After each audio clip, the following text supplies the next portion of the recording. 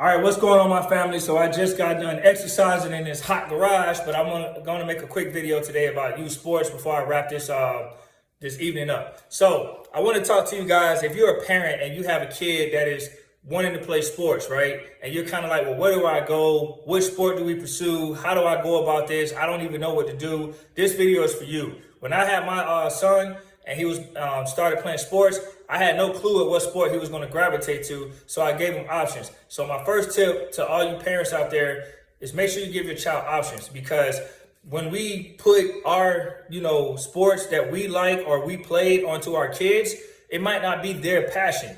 And even though they might like to play it, they might not be their passion. And you don't realize you might have had a future tennis star in your hands and you're pushing basketball and football in their lane. Let them choose what they want to do.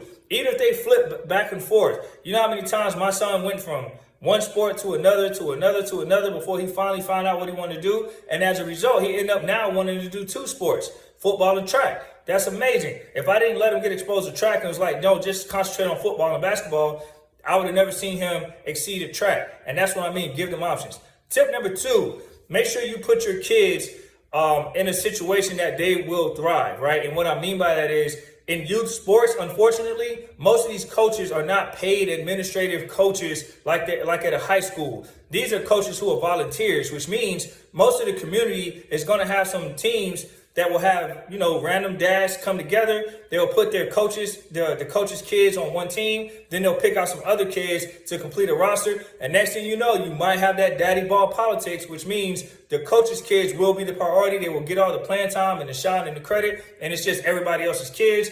And that could do a lot of damage to a kid's confidence who's not a coach's kids. I've seen so many kids quit because of that situation. So as a parent, fight for your child. There's nothing the matter with that. Don't be excessive, though. Give it an opportunity. But if you start seeing that and you start noticing it, and especially if your kid is coming home telling you they don't like this, that's when you got to fight for your child and speak up. And in my suggestion, let them finish the season, teach them not to quit, and then find a better solution for your kid. Do your research prior, though. That's the biggest thing I can say. Make sure you research these teams prior, because you can avoid a lot of those politics.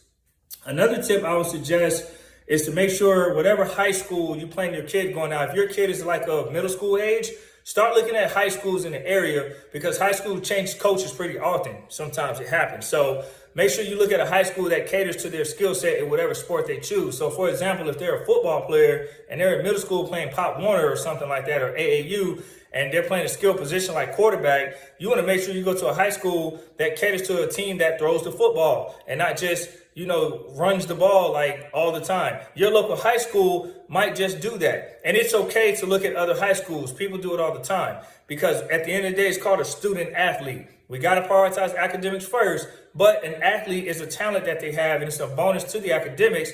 And if that's an addition that keeps them occupied and staying out of trouble, and it brings some type of value, possibly a scholarship in the near future, then you got to prioritize both aspects. So a lot of parents make them, let their kids go to schools that's within their area. And even if the school is rated good or is a good fit, you might want to find a school that also has close to a good fit in academics and also is a better sports situation, so they can exceed in both. Because I guarantee you, your kid would not want to play quarterback for a high school, especially if they could throw the ball really well, for a high school that just runs the football in a weird formation and never passes. That's not going to benefit your child.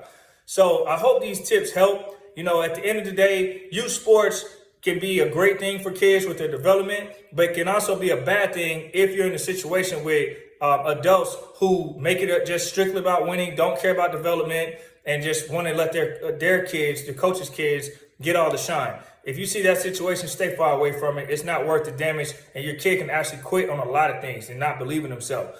And when I coach kids, I develop them first and prioritize winning second, especially when they're younger. Because in my mind, I value the kids having confidence in themselves to be better, not just on the field, but off the field. I want them to be great human beings. So I prioritize that. And it actually helped, because now these kids come to me later and say, hey, we appreciate you coaching us. And I look at them now and I'm like, man, that little coaching when they couldn't dribble the ball or make a layup and they finally got the courage to do it, it went a long way in doing confidence for themselves. And I think that's important, especially with kids. They're kids. They got to be encouraged. So I hope these adult coaches do not forget that. Or if you didn't know that, now you do. So parents, fight for your kid. put them in the best situation as possible. And if you made a mistake, that's okay.